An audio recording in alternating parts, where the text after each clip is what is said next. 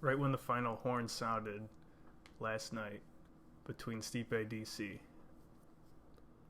my very first thought was we're going to be, between fans and analysts, we're going to be arguing about this for a whole month.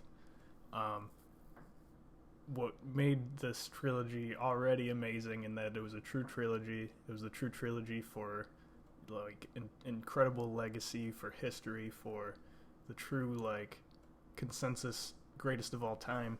You couldn't make it any better. And just on top of that, it was better that both first two outcomes were controversy free, undeniable finishes, and the eye pokes changed the narrative in a way that is inherently going to cause so much debate and argument, and that's not how you wanted it to end for either guy. For Stipe, there's going to be, well, you wouldn't have won without poking his left eye out.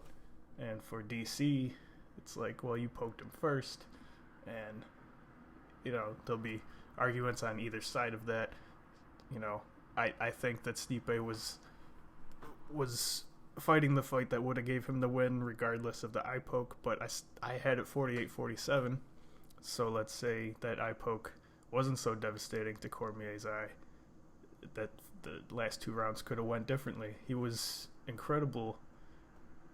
I was very amazed at Cormier's cardio all the way through that fight, and there was a couple times in the middle of the fight where he just had to, I just had to pause and go, I can't.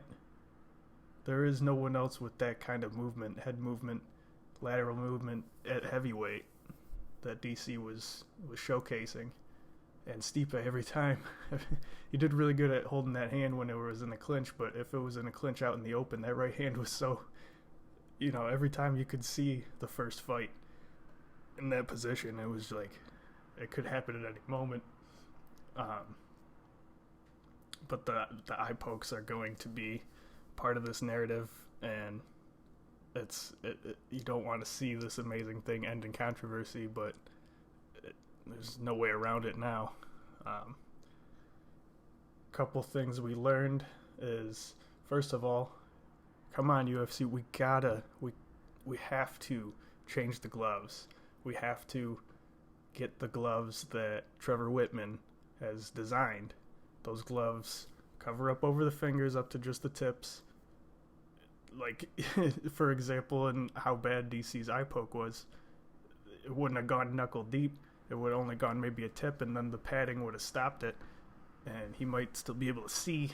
I don't know how bad that injury's going to be. We might not ever get sight in that eye back again. This is messed up stuff, and the problem is that glove is so much better. Not only does it cover up from your fingers going so deep in that situation, it doesn't.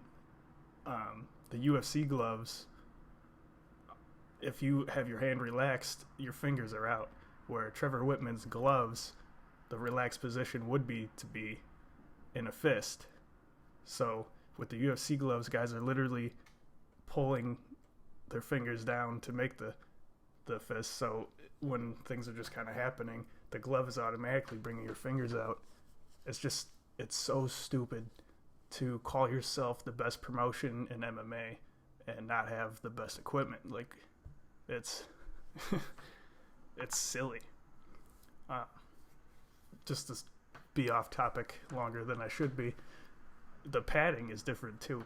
Whitman cut out the padding from the UFC gloves and cut out the padding from his gloves, and his padding is so much better because broken hands have changed the outcomes of fights for years.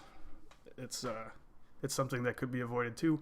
With the UFC gloves, he put same thickness padding, put the UFC pad, dropped a pool cue ball on it, and it bounced about 4 times. Then he dropped it from the same height onto his padding, and that thing stopped and never moved. It was like a magic trick. And it's just if you're going to be so adamant that the UFC is to MMA as NFL is to football, if you're going to be that number one in the world promotion, why wouldn't you have the number one equipment? And it's the worst. So back to the fight, the things we learned was just how good Daniel Cormier is at heavyweight.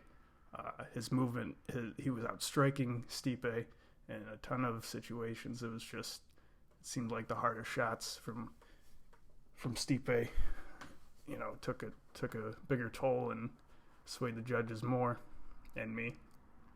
The other things we learned are just how good Stipe is and why it's absolutely warranted to call him the greatest heavyweight of all time. The cardio of DC impressed me a lot.